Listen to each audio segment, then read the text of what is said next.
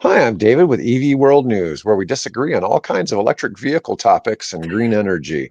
I'm back in the studio today with our founder and chief editor, Bill Moore. How's it going today, Bill? Hey, it is going fabulous. I had my daughter here over the weekend, and it was good to see her again. Did she point out the amazing number of gas cars in Nebraska? The amazing number of what cars? No, Gas cars, no, no. like you do when you go out to When Seattle. I go Oh, out to no, Seattle, yeah, and point no, out all electric cars. no. Actually, we talked about UFOs. Oh, nice, We nice. sh- we share a similar interest. I wouldn't call it a passion, but an interest in UAPs. Oh, that's yeah. I've probably told you before about my friend who worked in security at Area Uh huh. 51, and Yep. and he says, I don't know if the stuff was alien or not, but it sure didn't look like it But should be it flying, and but it shouldn't be flying. Yep. there was a lot of weird stuff going on the base, but you know, Well, Russ, if you watch News Nation, has Russ Coulthart, the Australian journalist who has, of mhm, course, kind of taken this up as one of his key areas of interest, was just down in oh come on, Arizona. Ah, got to think of the name. The place of the famous Red Rock, Sedona. mhm, Sedona. He was just down in Sedona, and there's a lady down there that gives tours where she gives the people on the tour. She goes up to a place near what's called something like the Sycamore Canyon area, mhm, and so she gives everybody state of the art infrared goggles, and they mhm, stare up at the sky at night just after sundown and things, and they see all kinds of stuff that mhm. cannot be explained. So yeah, so it's an interesting area for a lot of people. What powers it? I assume it's electric somehow or another.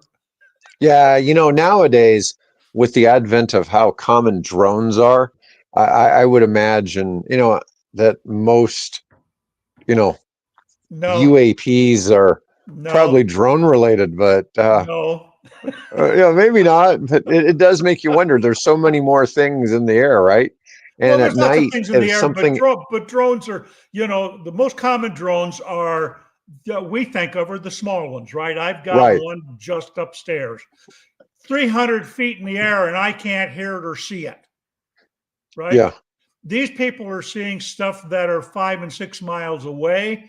Obviously, there are military helicopters because of the strobe light, but there are other things that those helicopters, whoever they belong to, are escorting that are not helicopters. But anyway, that's a story for another Yeah. day. We'll save that. Let's move on and get back to the Earth All right. and the planet we know and love.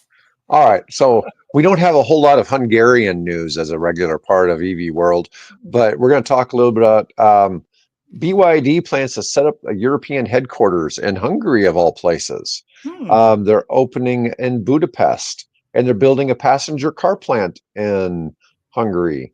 It's stepping up its efforts to expand into the European market. They signed a strategic cooperation agreement with the Hungarian government in the country's capital of Budapest on May 15th, which would have been 5 days ago. And the president's Prime Minister Viktor Orban and BYD No. chairman Wang Chuanfu. Um, and they will establish a research and development center in Budapest as well. So this is interesting because BYD is Tesla on the global stage in the EV space. They would be sort of Tesla's competitor, although they say they're not trying to compete with Tesla, they're trying to compete with Toyota. Right. So it's Well, interesting to whatever. see. Yeah, but they're always compared to Tesla. Um, let's see. The company launched the Sea Lion 7 locally in Hungary in February. So they're supplying electric vehicles to Hungary from China before local production begins. Yeah. Still, they're going to offer the Atto 3, the Dolphin, the Seal U, and the Tang. The Atto 3 is the Yuan Plus in China, and the Seal U is a Song Plus EV. They got lots of names for these. Lots of names. Man, At least they have figured out what they're going to name their vehicles, unlike another car company that is still trying to figure. Oh, and I should add, there's now a new one. You know, we oh had a yeah, problem with Toyota trying to figure out what they're going to call their EVs. They came up with this busy for whatever, right? Busy Forks. Yeah. Yes. So Volkswagen now has announced that they're going to start going back to more traditional car names. And the first one they introduced was they're coming out with a front wheel drive electric version of the Golf, which is basically was the successor of the Beetle, right? Hmm. So they've decided we're going to go back and start naming our cars with kind of regular names instead of ID3 and ID4 and I whatever, right?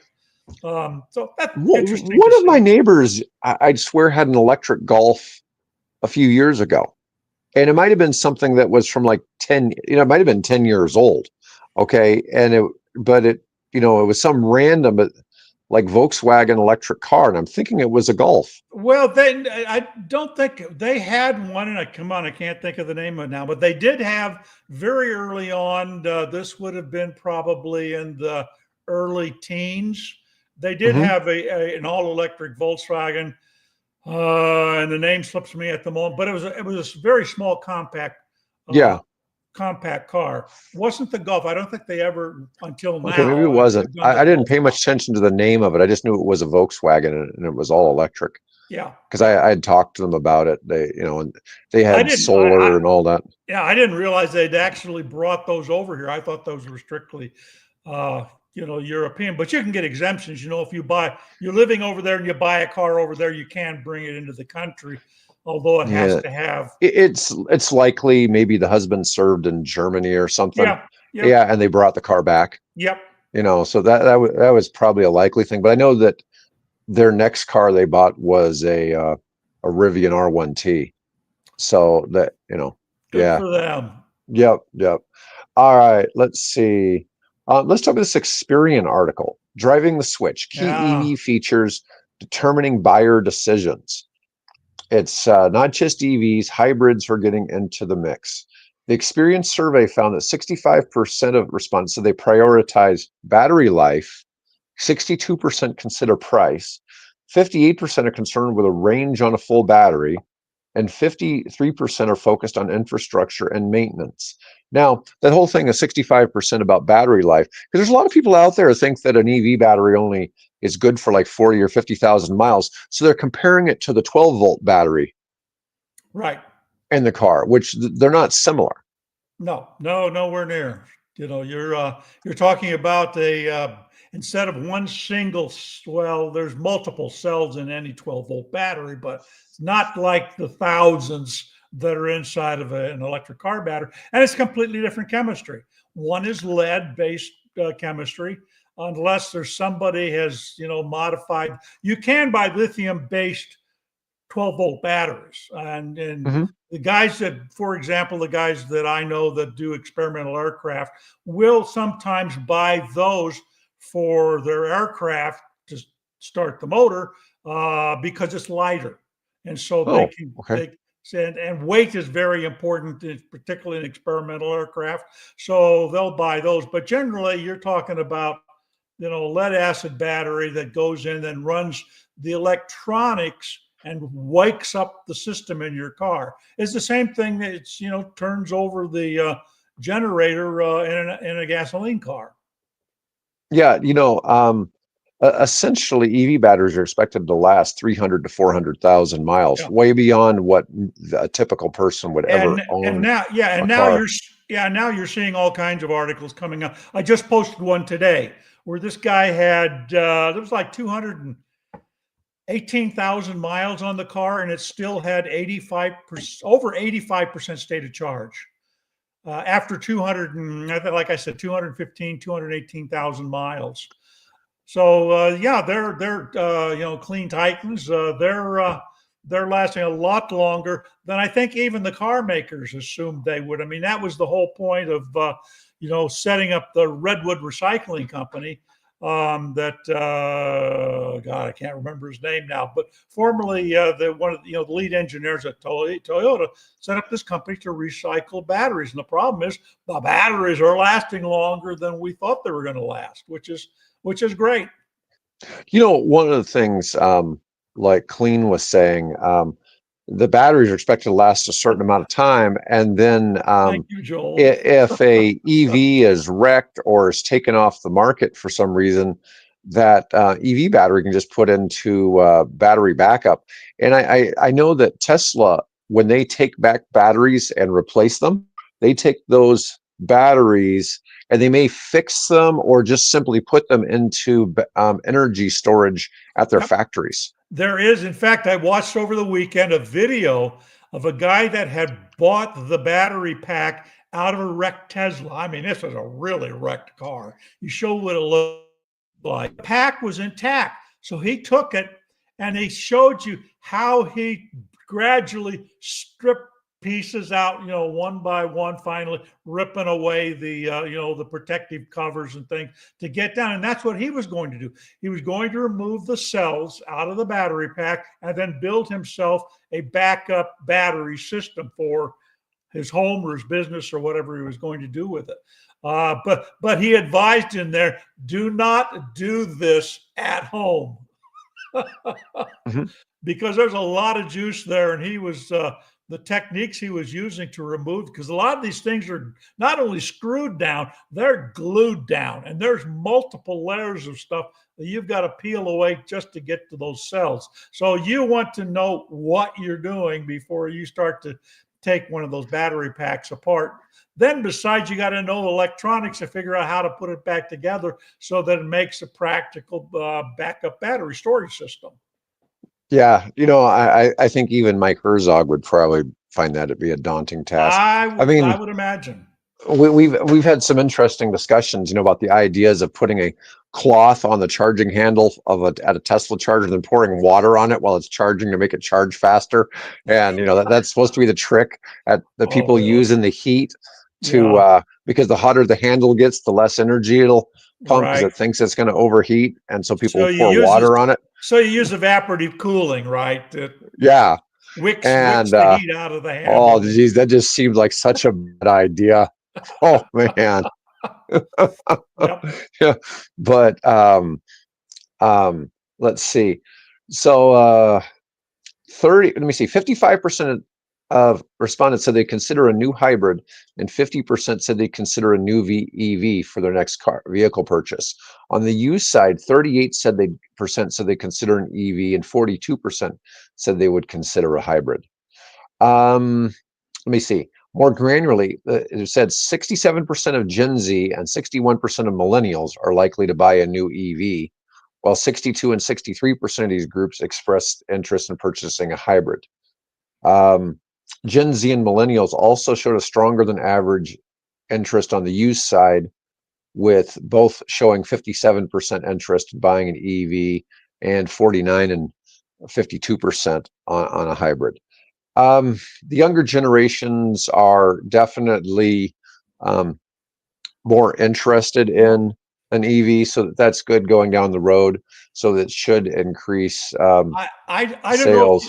I don't know if you see this in your neighborhood, but I'm seeing a lot of youth, and I'm saying these kids are probably 10, 11, 12, 13, 14 years old, riding the upright electric scooters around. They're just zipping around. And I'm thinking, as I said a long time ago, I said the kids that are growing up now, these are the 4, 5, 6 years olds, and their parents are buying them these little electric cars, right? Replicas of Mercedes or replicas of Teslas. And they're right. I said, it's a good chance that by the time that kid gets to where he's driving, that he won't even be interested in an internal combustion engine car. He said, well, since I was a kid, I drove electric. What's the problem? It'd be interesting to track that.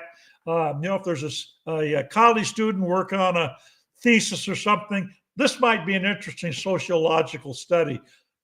Get a bunch of the kids that have grown up with electric scooters and little electric cars and see what happens as they mature and get older and what their buying preferences are. And I bet there'll be a strong preference to EVs just simply because of that experience. Yeah, you would think that, right? You would think that, but a lot of people compare driving an EV to driving a golf cart. Because well, No, no, no, but I've heard lots of people talk about, no, oh, it seems that way. no freaking comparison. It's like No, going from a prop plane to a jet. yeah, And I've done both, right? hmm So it's there's no, I've flown in, DC sixes, and hmm I've flown, and my first trip across the Atlantic was in a Boeing 707 operated by then TWA. Okay, this was back in the 60s, and hmm there's no comparison. So I mean, once you go electric, you really seriously, unless you like noise and you like gear shifters and things like that, you yeah. just don't want to go back. So anyway, okay, enough No, it's ranting. stupid speed.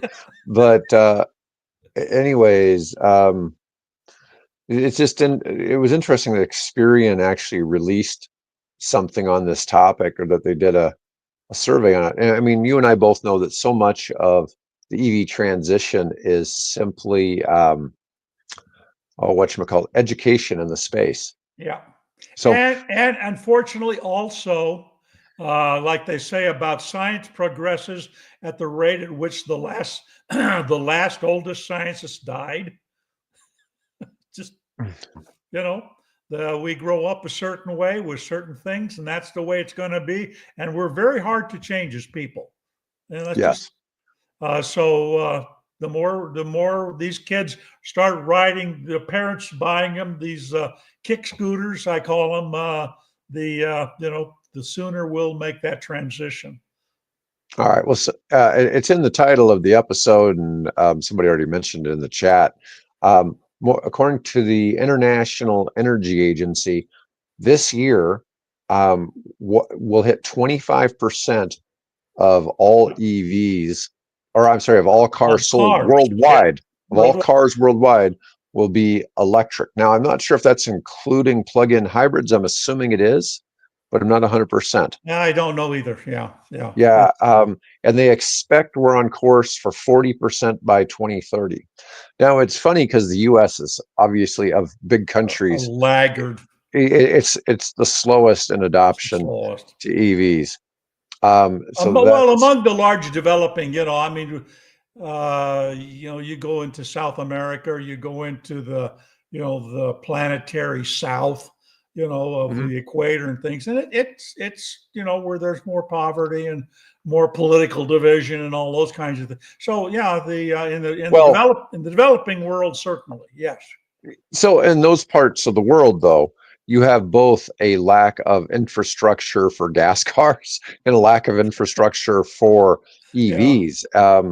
And this was funny. I was listening to Jordan Peterson interview the CEO of Nano Nuclear, and he was talking about one of the biggest things is basically energy poverty.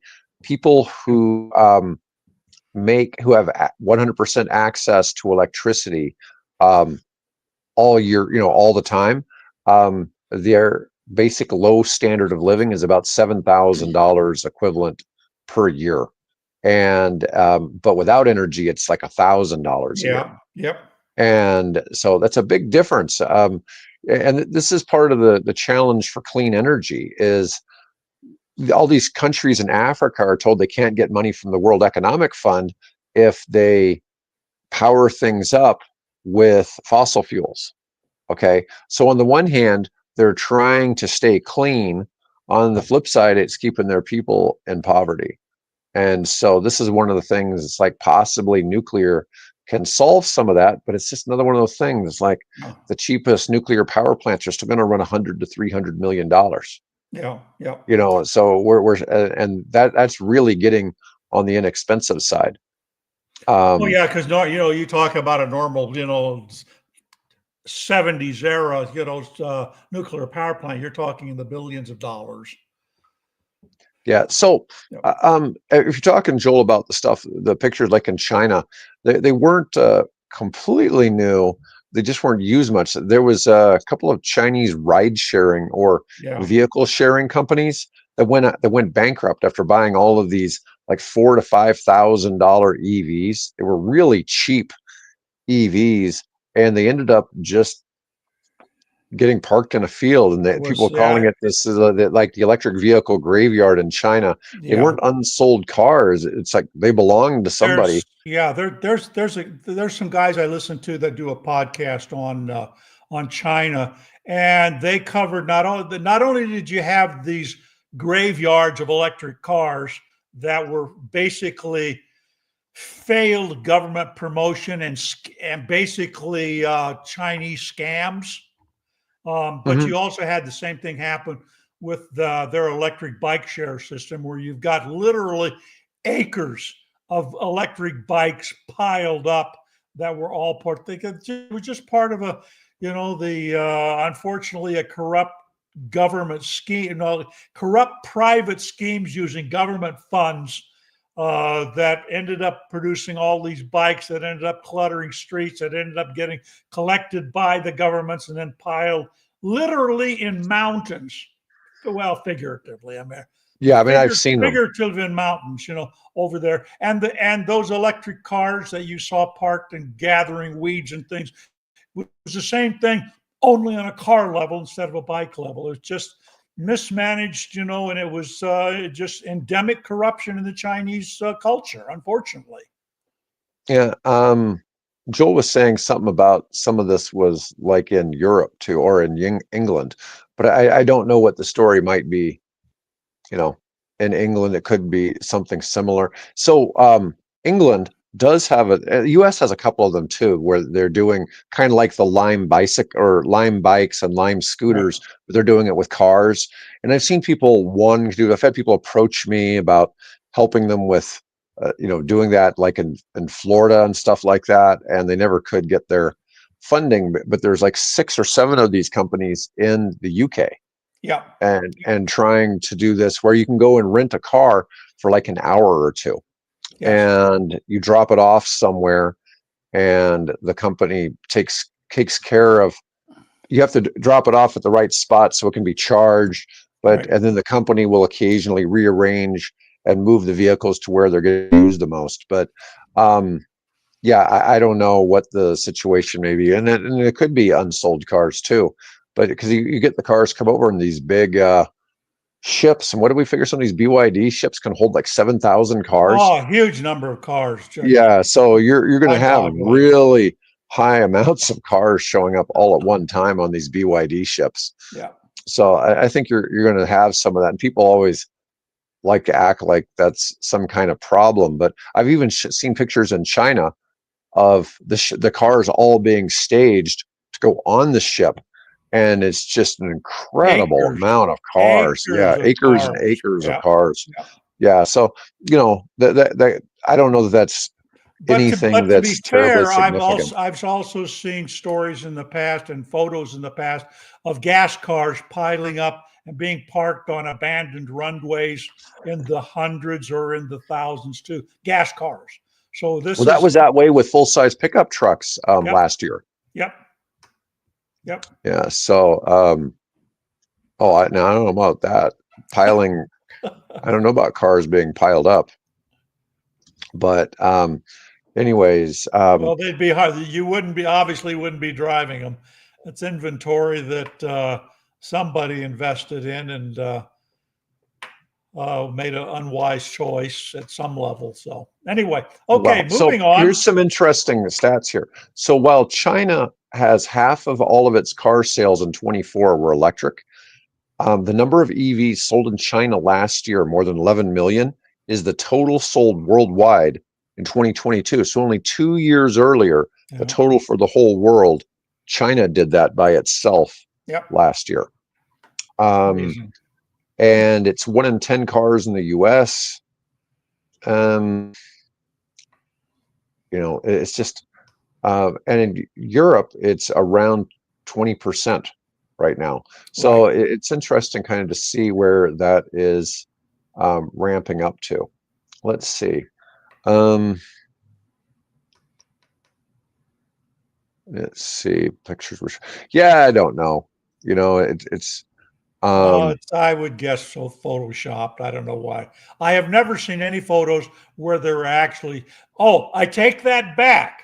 There are photos available of cars, electric cars stacked one on top of the other at the General Motors test track where they brought all of the 2,500 EV1s that had been out for lease and had crushed them and stacked them one on top of the other.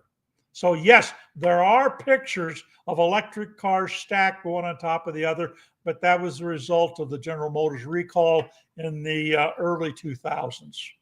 yes, California is at 25% EVs. Yep. Yeah, and you look at it. There's always this talk that California is like the world's fifth largest economy by itself, and so I think that's a fairly significant, figure when you look at that. All right, let's see. All right, here's a quick article. Rivian has signed a lease for 95,000 square feet near Irvine, California for a new headquarters. Nothing real special there. I mean, they're obviously not going to be manufacturing anything there, but it looks like they're gonna. That's a pretty big. It's pretty big for office space, Yeah. 95,000. When I saw Yeah. 95,000 square feet, I was like, that's not really a lot of space for manufacturing. But yeah, if it's just office space, that's a lot of space. So you get a lot of people working in a building that Yeah. size. Yeah. Let's see. Joel, that's the same guys I listen to. And I found out while my daughter was here this weekend that she's been listening to those guys since they were in China. And she knows their Chinese nicknames, whatever it is. And I can't tell you, I looked it up and I can't tell you. One of them is a South African and the other one's an American. And they do a very informative program of what China is really like, not the veneer that is often portrayed in the mainstream media. I'm good. Look at me. I'm using that term. Uh, but yeah, it's a very very good show. If you guys get a chance to, if you're interested in finding out another perspective of China, be sure to watch those guys. And if Joel, if you can write down their names or maybe the name of the podcast, we'd appreciate that. Let's see. Yeah, I don't know. I've been to Irvine before. I don't remember it being anything particularly special about it, but that's okay. Apart from an empty office building that needed somebody to fill up 95,000 square feet. Yeah. I was telling somebody that a business he wanted to start up is the best place in his area was Atherton, California, which is in the Bay Area, and the average home price there is $7.4 million. That's the median home price in Median Atherton. home price. Median Yeah. home price, So it's like that means that's the average home, 7.4 million. Yeah. And I was talking to somebody about it. He goes, yeah, you're not going to find commercial space in that town. It doesn't exist. Yeah. So it's just a bedroom community. But it Yeah. was like, Eric Schmidt and, a few other, one of the, High people, rollers. Yeah. yeah, people founders, a lot of big tech companies and stuff live there. Oh yeah, that's nice. That's nice. That's why people like to live out there in California. It's for the weather. It's why they're willing to pay the high taxes and put up with everything else. All right, let's talk about CATL or CATL for those of you who want to correct me. CATL, Contemporary Amp. Yeah, people in Nebraska call it cattle. Okay, so this is a Nebraska EV World Show. So it's Nebraska centric. Yeah. So, anyways, we're going to talk about what I've said is the best idea I've seen yet for semi trucks in the EV space. I added that specifically for you, Dave. Well, I appreciate that. I saw that and said, Dave will like this one. Yeah, You've been evangelizing this for some time now. Well, because this makes sense to me. Yeah. Okay, we hear all the arguments. I've learned enough working with you, Bill, and working with Mike, that there's certain things the grid can handle and can't handle. right? And I think that, so what we see here looks like it's a car wash for trucks, but it's a battery swap facility. And so this truck is going to roll into this building, and this blue area here is going to get pulled out, which that's batteries. It's going to be pulled out on both sides. More batteries are going to be slapped in. So what this allows you to do is, this building here is automated. It can be full of batteries being charged that can be storing energy from the grid to stabilize the local grid. You could have, and it has this big open space out here, that could all be solar arrays or wind turbines or whatever. You could be collecting power from there that could be stored on those batteries or recharged on those batteries. And as trucks come in, they're only there for 5 minutes, which is no longer than when somebody would normally stop and buy fuel for a tractor trailer. And plus, it stabilizes the local grid with all of the battery tech. Yeah. Okay, so it serves dual use, and it just makes a lot more sense than trying to have, 1.2 megawatt chargers on each side trying to power these, and you're having to put such an enormous strain on the grid to get power to these locations. It's a lot of energy to deliver. It takes, to deliver 1 megawatt of energy, you need about 5 acres of solar. Okay, and that's only when when there's during daylight. So during the hours, to have it 24 hours a day, you probably need 3 times that, plus battery storage. But this can be the battery storage, right? So then you don't have to pay for separate battery storage, but you have to have a lot of battery packs sitting there, right?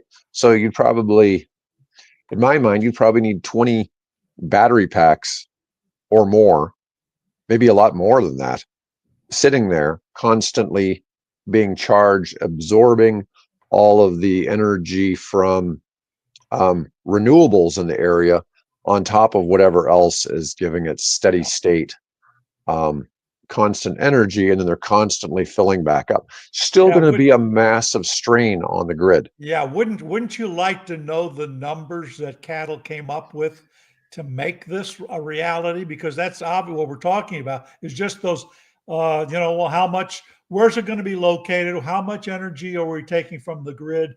How much solar or wind do we need to have? What do we expect the battery turnover to be as trucks coming through? That would be interesting to get a hold of some of those numbers. So right now they're setting up 300 battery swap stations in 13 regions of China by the end of this year, by the end of 2025. Let's see. The battery swap network will cover 16 city clusters by 2030. And they can still plug in when a swap site is unavailable or time is less of a factor. So they still can do regular EV style charging, but they have this as well. Let's see.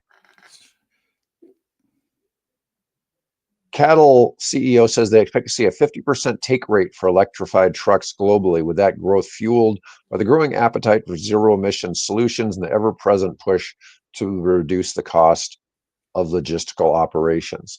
So I'm going to tell you something really interesting, that I was on a call with the CEO of a nuclear company last week, and we were discussing one of the parts of where SMR reactors can shine in these remote locations where people are doing remote mining, that they would have the nuclear plant there. They were giving an example of the extreme north in Canada. So in the north of Canada, where they're trucking in diesel to run their diesel generators so they can do mining, all of the tractors and other heavy equipment also run on diesel. Well, because of the fact of the bad weather, they have to truck in as much as 9 months supply in advance. And so everything's running on diesel. Well, one of the side things that the nuclear reactors help is to create clean hydrogen.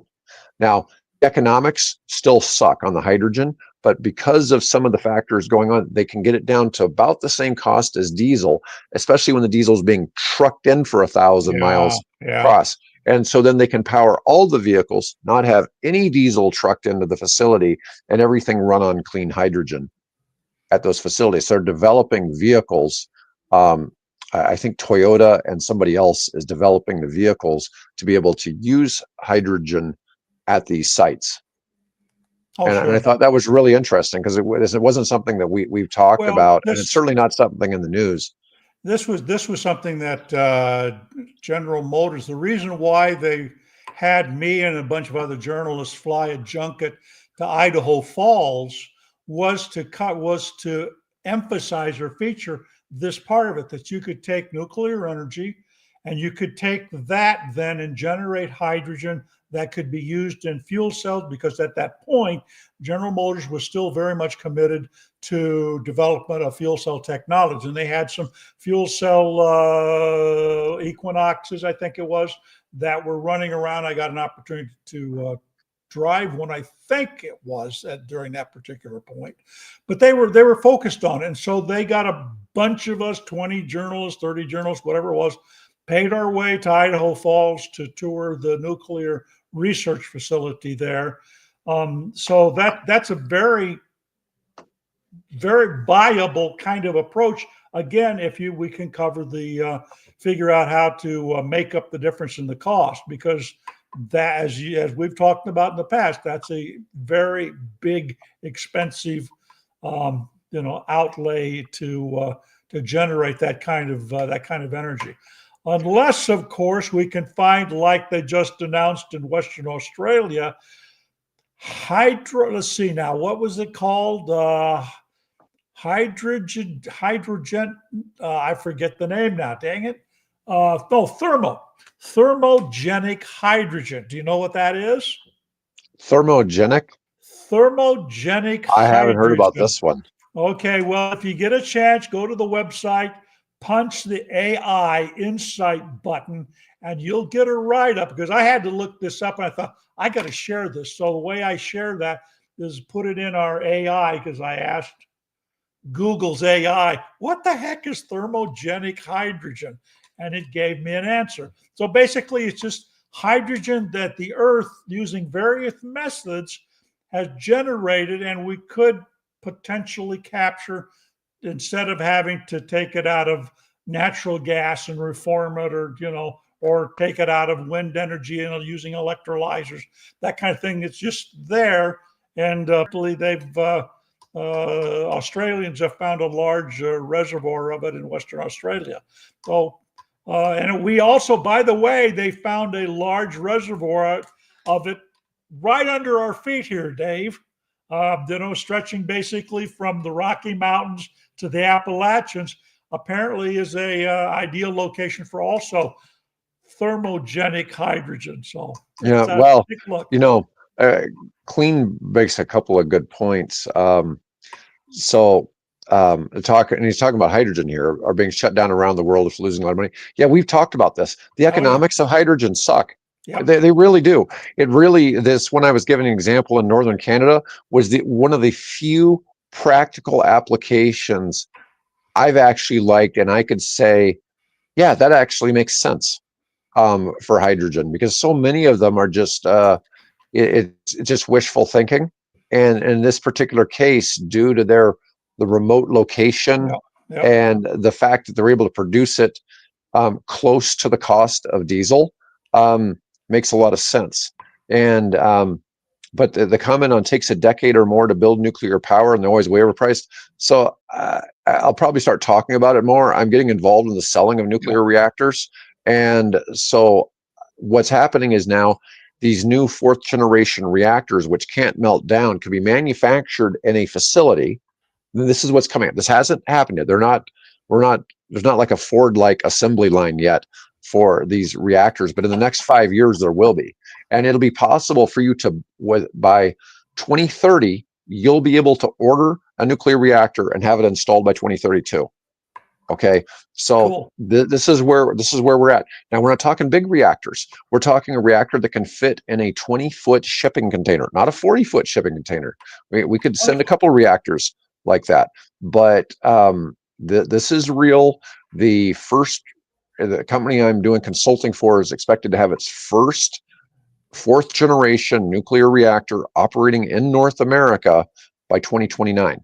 Okay. And I was going to say Kairos Power just got a building permit to start building the building for an SMR, which is a small reactor, somewhere, I think in Illinois.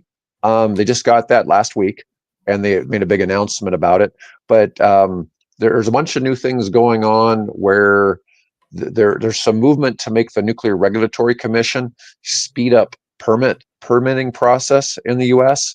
So when that news came out, almost all the nuclear power stocks went up 50% in the past 2 weeks. Yeah, some of them shot up. NuScale, which makes small, they call them small reactors. They went up 50%. They went from like $4 billion to $6.5 billion market cap on that news. So that's a big change. And Joel, that project in Florida, I think it's called VOT or Voight, or it's not spelled like Voight. But anyways, they have Generation 3 reactors there. A couple of them are online. I think the last one isn't, but they're the only reactors that were approved by the NRC in the last 25 years in the US, and the US is really, really behind in that space, and other countries have kind of passed up. But a whole lot of new things have happened. There's now there's a company in Tennessee at Oak Ridge now that's got license and opened up that's going to manufacture nuclear fuel in the United States, which hasn't been done for about 20 years. Most nuclear fuel is refined in Kazakhstan currently. Yeah, Bobby, we you know, I never want to seem like a hater on hydrogen. Okay, I was just kind of enthused that somebody actually had a useful use case, and it was one of the more compelling use cases I'd heard. But it's never come up in any of our news topics, so I brought it up. Yeah, and so, but this is also kind of the thing though with the hydrogen and the nuclear. It's the idea that both the energy and the hydrogen are created at the user. They're not being created and then trucked. They're being created at the user. So one of the big expenses in all electricity, for instance, in Canada, they can generate hydroelectric for less than 3 cents, and then they transmit it to wherever. Yeah, they sell it to the U.S. for like 4 cents. Okay, in the northeastern United States, but the people who actually get it in their houses pay 22 cents. Okay, that cost is what the utility company needs to transmit that energy and still turn a profit. And their profits in the utility space are moderated by the government. So I think they're not allowed to make more than a 10% net profit. So that does mean the executives get paid really well, though. But still, they can only trickle down so much to the shareholders. Let me see. How would you transport it? They have difficulty getting electricity where EV chargers are going. I'm not sure if you're discussing the hydrogen or the nuclear, but the nuclear would just be hauled on the back of a semi.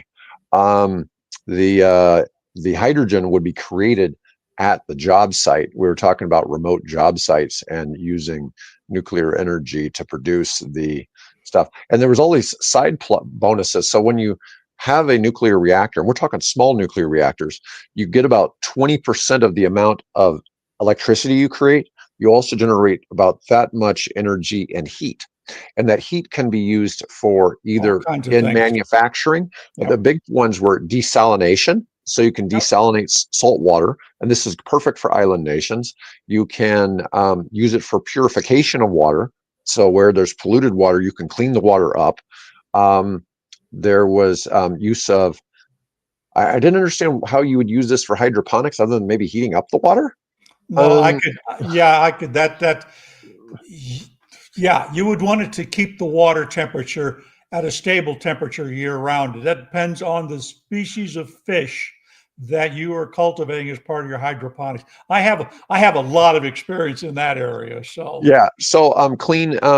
We want to keep hydrogen out of Nebraska. No, I'm just kidding. The truth is, the economics of using clean energy to make hydrogen just suck. It just really does. It's just, it just doesn't make any sense. Yeah, it's a cost Even by the even using the clean energy to make it, it still generally costs twice as much as producing diesel. yeah, Okay. you have an issue that number one, your wind turbine farms are located in remote areas. So you have to take that hydrogen, and when you generate, you have to run that wind, that electricity, have to run it through an electrolyzer. Then you have to store it. Then you have to figure out how to move it from where it is to where it's needed. And that generally is going to require some kind of a trucking operation. And then when you do move it, presumably you're going to want to use some of that energy to power the truck. So, and there's been studies that were done 20 years ago that showed that it was just simply not economical to do that. Because you're going to have that truck using half of the fuel. I forget the exact number, but a significant fraction of the fuel in the storage tank to move the truck and get it to where, the gas station or wherever you're going to distribute it to. So the just economics just don't make sense. Now, using it to make fertilizer for hydrogen, that has possibilities, definitely, because now you're talking about changing. But again, you're dealing with the economics. Are there other better ways to do that?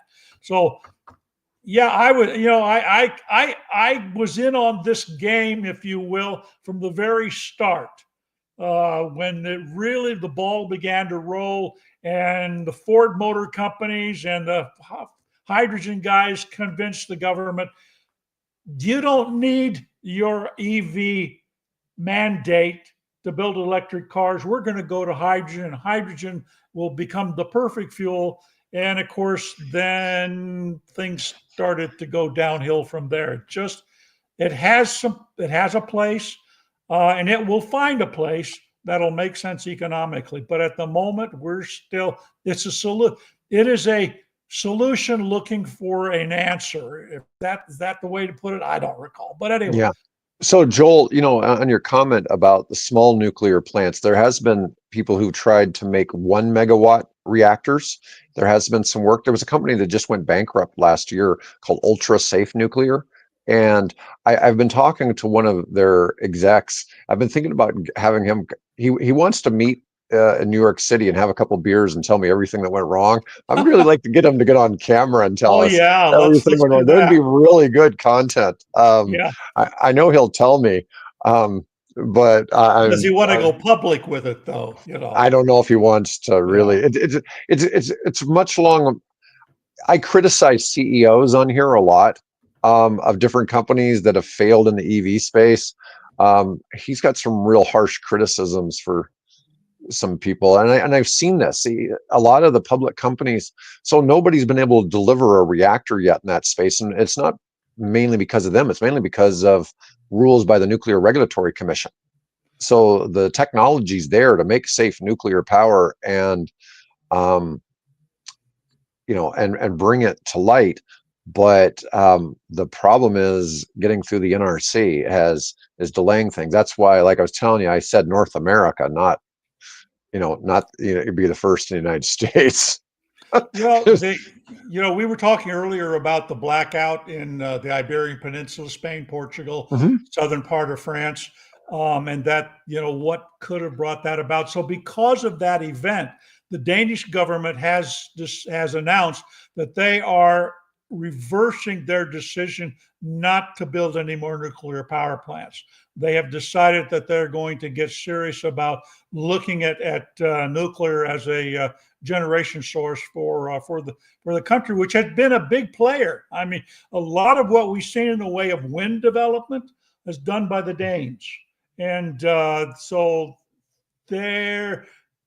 they looked at what happened in Spain, which has a lot of wind energy down there, and they've devoted a lot of that. In fact, there were points at which I think 90+% of the energy being used in Spain was coming from renewable sources.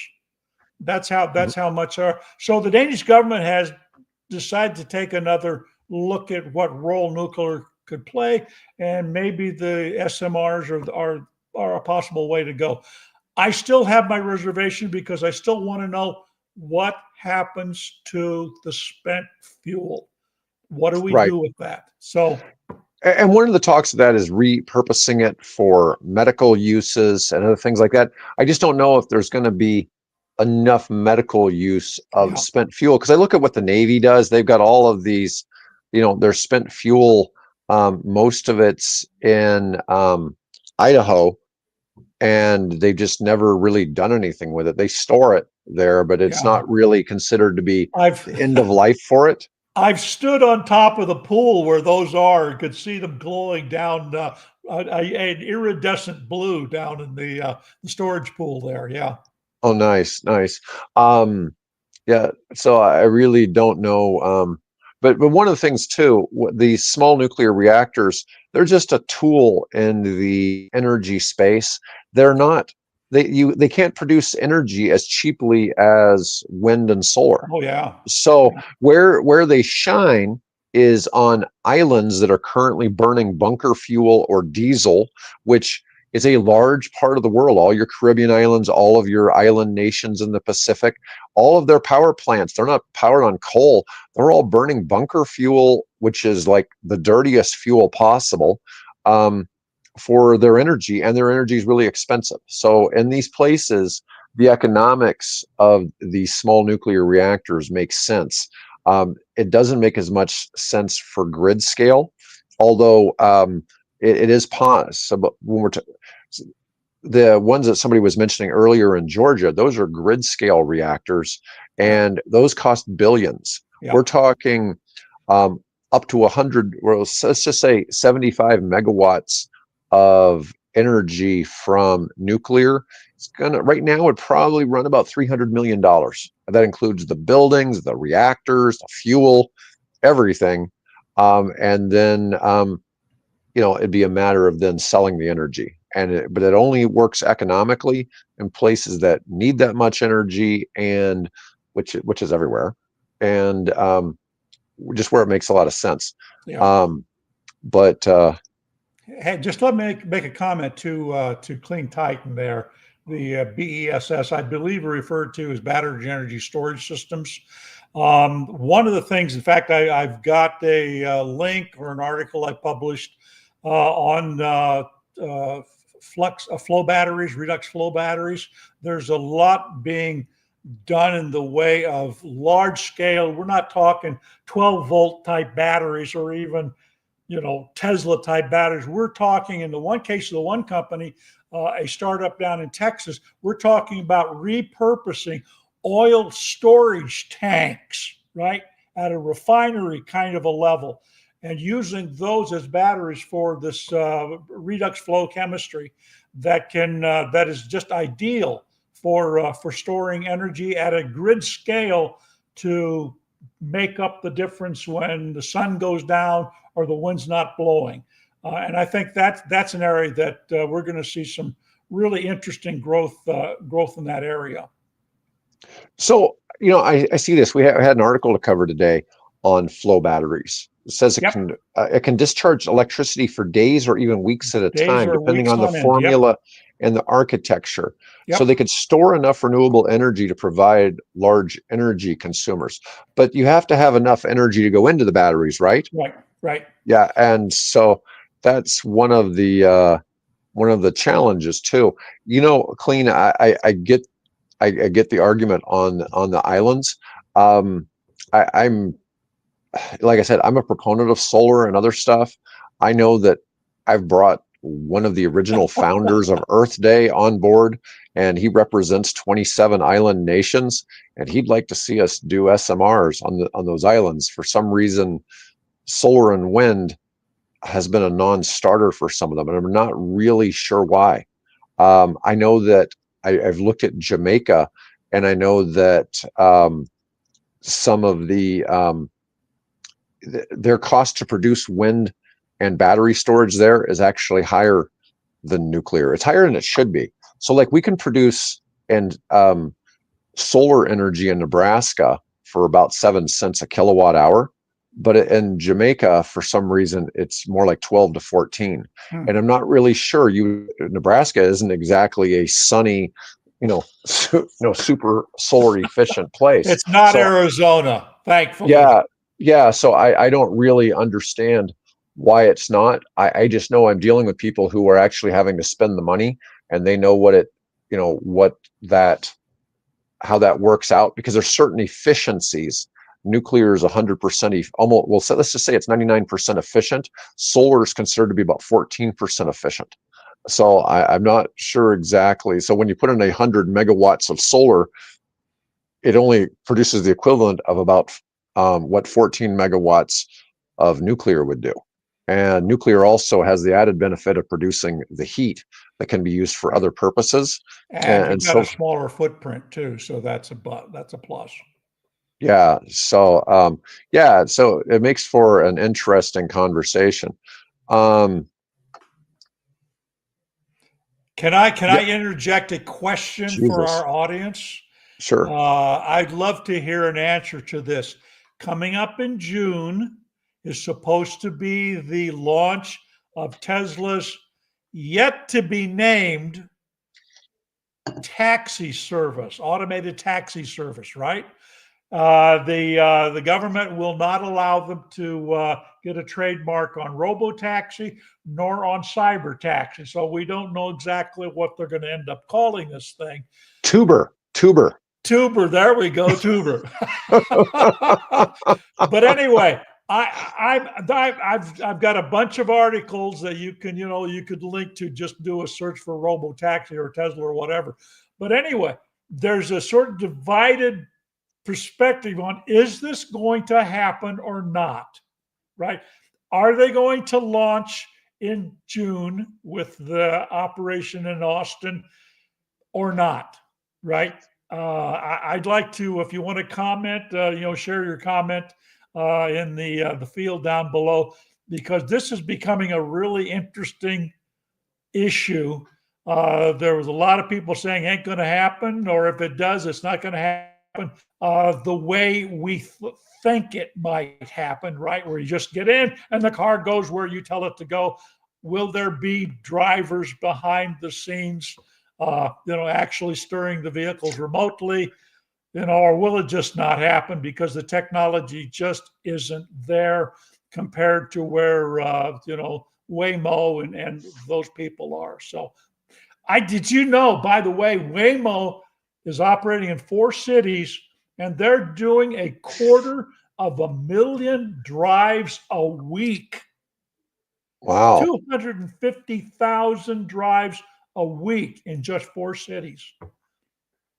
That's impressive. No matter what they decide to call it, no matter what they decide to call their full self or their taxi service, I'm going to call it Tuber. There we go. So I'm always going to refer to it as Tuber, because Tesla Uber sounds so much funnier. And people are Oh, going to that know sets up you if exactly, you're people are going to know exactly what I'm referring to when I call it Tuber. I'm going to order tuber. a Okay. Tuber. Yeah. Yeah, that thing kind of does look, that car does kind of look like a potato, Yeah, I mean, you got it from different angles. You got the potato look, Right. along with, Yeah. people, when you call it that, they know you mean a Tesla self-driving car, that's a taxi service. Yeah. Yeah. Um, oh, there you go. This is funny. If I was hammered on acid, I might get into a car with nobody driving it by accident. Yeah, yeah, yeah. Well, let me see. Waymo is going to DC and Yeah. Atlanta, Miami, and Yep. Tokyo next year. Yeah, they're getting there. Their only problem is their cars cost $300,000 a piece, Yeah. and so it takes a lot for them to recover that. And it's not the fact that they're using Jaguars. They're taking a $60,000 car and they're adding $240,000 of Yeah. electronics to each Yeah. vehicle Yeah. to The make it the work. yeah. Did you aware of the controversy over that? Yet another controversy where Elon has pissed off his customers. They would not allow people who were leasees, right?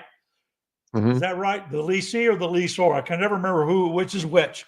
But anyway, the people that were leasing Tesla Model 3s, Mhm. we're told you cannot buy the car at the end of the lease because we're going to use them as part of our robo, whatever it is, Mhm. taxi, right? Our AI taxi service. Then what they did is they didn't do that. They just simply took around them and sold them as used cars. So this has generated another level of friction between the company and clearly very loyal customers who loved what Tesla stood for, stands for. That's a whole nother topic we could get into. But yeah, they were going to take all those off lease Teslas and use them in the robo taxi service, and that's not happening now. Yeah, I saw that. That was kind of interesting that they were not doing that. I wanted to get back to the thing about the rogue inverters. So this is really a pretty serious thing. So what's happening is, and what you were talking about with the Iberian Peninsula and all that, there's these theories that maybe uh, China could have turned some off. They could have tested, just through Yeah, these rogue inverters, so it's not. What's happening is solar panels and other things are having these inverters from China that have some weird piece of communications equipment that's not yep, listed on the schematics for the right, product, yep. and um, it's not making sense. And they're shipping these all over the world. So there's now these theories that um, There is suspicion that the power outage in the Iberian Peninsula was a possible dry run for what was it? Took They were down about what 12, 15 hours, something like that. That it was a possible dry run where they could take and throw a switch, turn off the mhm. power, and those inverters, which would all it takes is you get enough of them offline, and that has a cascading effect through the entire grid. And this is what happened in Spain. So the concern is among some people, at least, that that's a possibility of what happened, or in this case, Russian hackers attacking the European grid. This sounds kind of So like those faulty pagers that Hamas got, yeah, or whatever Hezbollah got, 3,000 faulty pagers that all exploded at the same time in yep, Lebanon. yep. This sounds kind of like that kind of The type battery of was a activity. bomb. Yes. Um, but yeah, undocumented hardware could bypass firewalls is one of the scares. um, the Department of Energy has acknowledged the challenge, is working to improve transparency around imported technology. Yeah, this makes you wonder, there's an awful lot of solar that hasn't gone on the grid yet, Yep. because Well, of bureaucratic backlog. and that might be turn out to be a good thing. I don't know. Yeah, I mean, Yeah, we're not trying to criticize green energy here, but there, China is not the best actor on the world stage. As much as we no, like to try to no. clean things up. Yeah, they like I said, the two gentlemen. What was it? I think one of our commenters commented was chasing the truth or something like that. The Hmm. two guys from the South African and the American, who lived and worked and toured all of China on the back of their motorcycles. Um, they give an interesting. There's some other the China show and some others that give a more sober perspective on what's happening with respect to China and the rest of the world. So All right. Well, while we're talking about solar, I had an article I wanted to cover about the best solar power countries in the world. So, what countries have the most solar per capita? this is This a is surprise. Yeah, it really is. Now, one of them, I've always known that Australia was pretty big in this, right? You think of Australia, you think, oh, it's got to be sunny all the time, right? Number one, this is watts per capita. So, Right. this would mean, and I'm going to express this in kilowatts, okay, because it's easier for me to wrap this around my head. But in the Netherlands was number one, Number one, 1.5 Netherlands. kilowatts of um, per person in solar. Australia was close at 1.44 kilowatts per person, so it wasn't far behind. Germany was third at 1.2 kilowatts per person. That Can, really surprises me because Jack, two of those countries are northern countries. can I inject something? I was born in a village called Grebendorf, which is located in the German state of Hessen, which is sort of in the northern part of Germany. So it's not, it's not the cloudiest part toward the north, but it's still behind my village, behind my house where I was born, right, is a giant solar field. Oh, nice. I I don't know when it was built, obviously since the Google took satellite images, but it wasn't there when I visited, oh God, I don't even want to say now, a long time ago. But that village and the surrounding community is getting a lot of their power from a solar field, which I find exciting. That's really cool. So anyway, yeah, Yeah. I'm So, living Bill, you're letting people. testimony of it.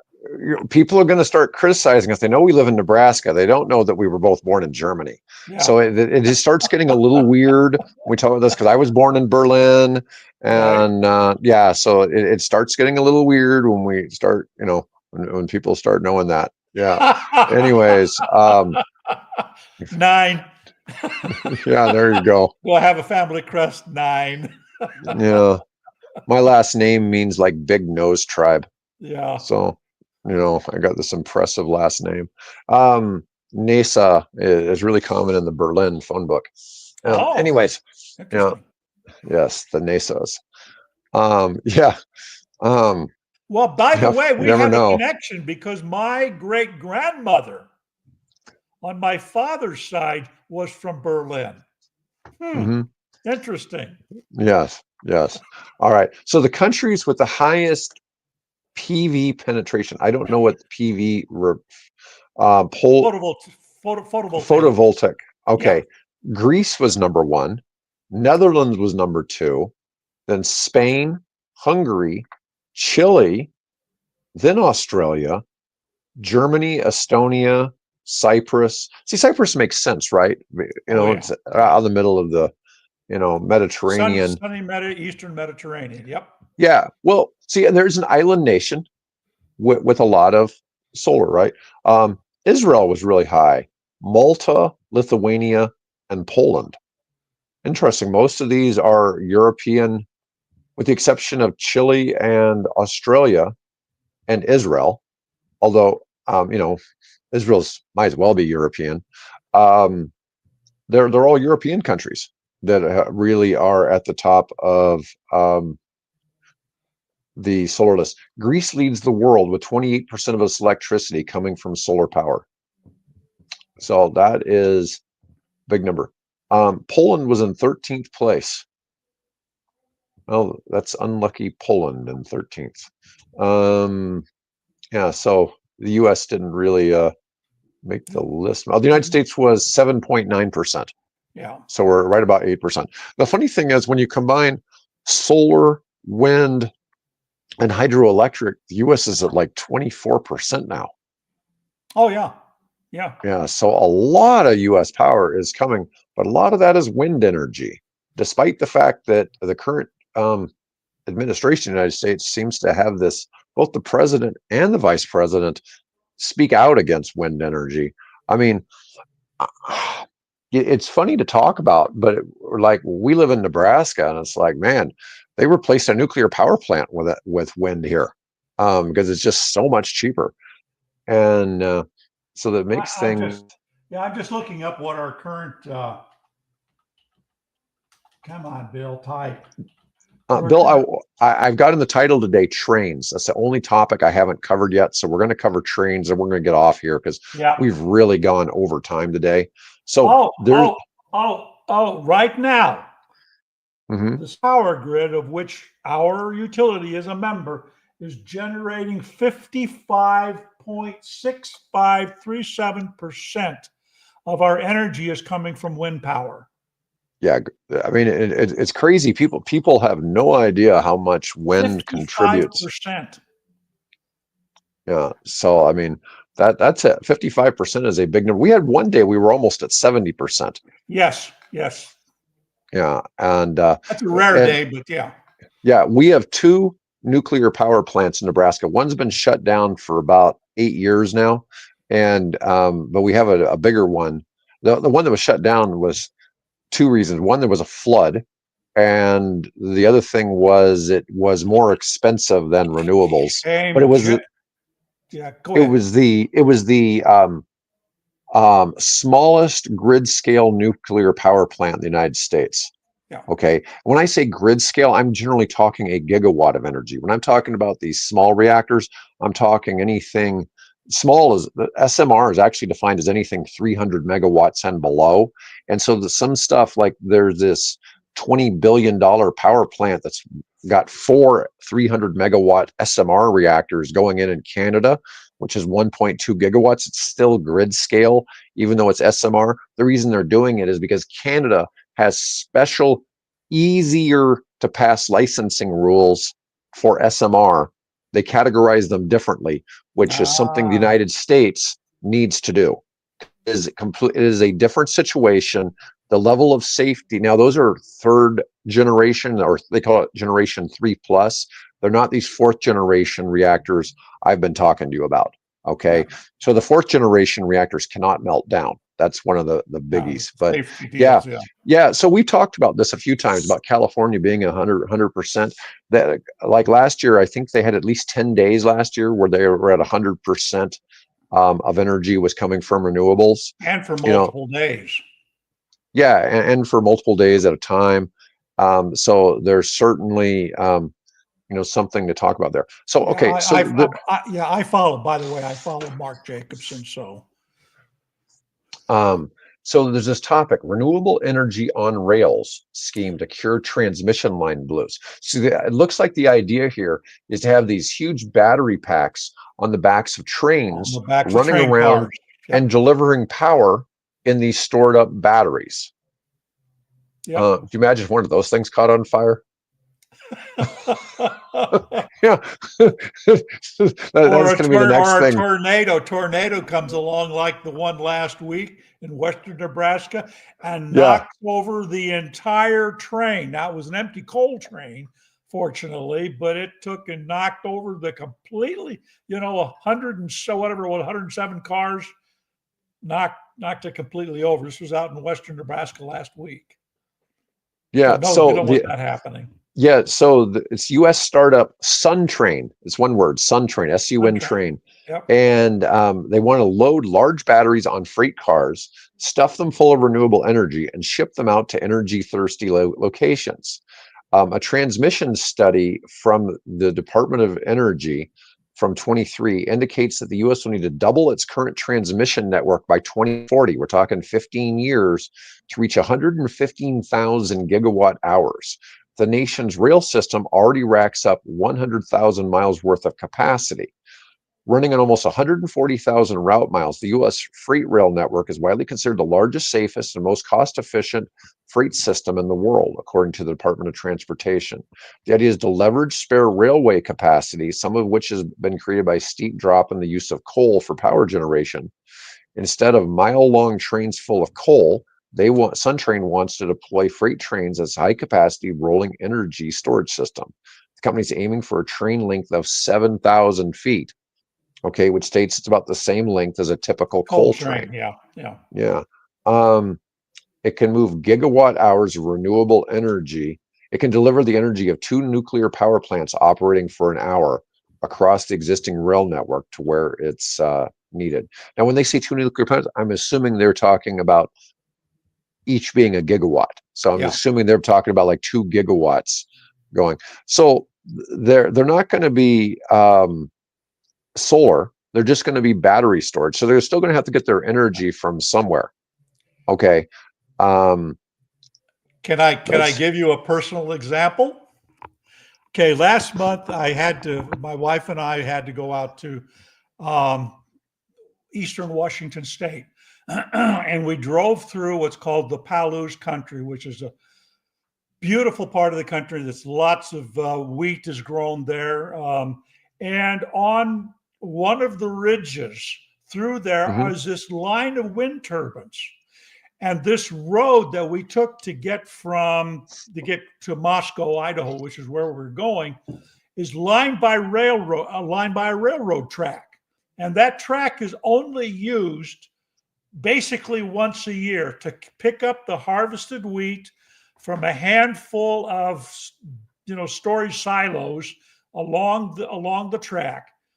The rest of the time, it's not used. It sits empty. And I've been thinking. My original thought was, wouldn't it be cool to operate tour? You get this little thing that sits on the railroad track, and you pedal it, or you use solar energy, and you can tour that area on this. And I thought, this, however, makes a lot of sense. Is that you have these freight cars parked at the bottom of this hill where all these wind turbines are at the top of the hill, and you charge them, and you just periodically dispatch them to Spokane, or you dispatch them, to the Moscow, obviously, Lewiston, that area, or over to the Tri-Cities area, and maybe as far as Portland or Seattle, and they just shuttle these trains back and forth, all of them powered by those wind turbines. Well, that would be an interesting, because there's a lot. I forget, this particular rail system has something like 40,000 miles or some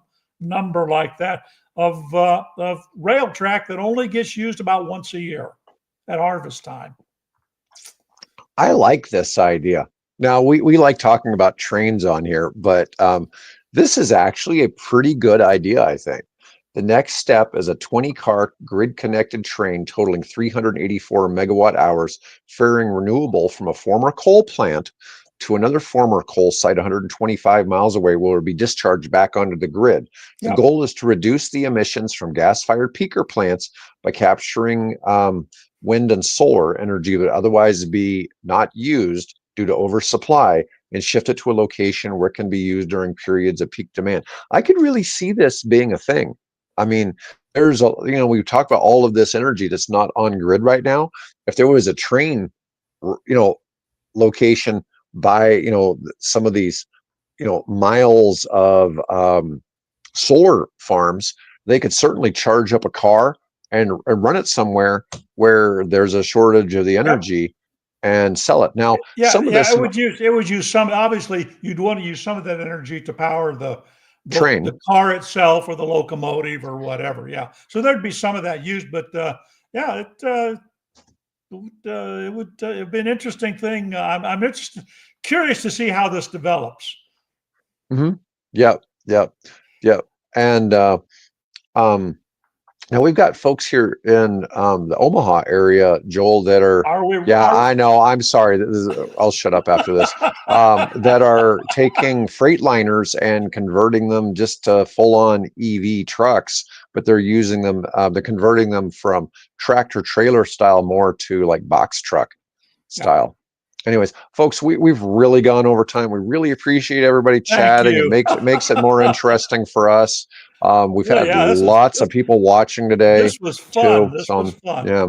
Anyways, guys, thanks so much for watching. I'll be back. We have a special guest with Mike from Arcady Energy tomorrow. And on Thursday, Bill and I have a special guest coming in from Siemens Corporation to talk to us. So anyways, that'll be great. Anyways, see you guys later. Auf Wiedersehen.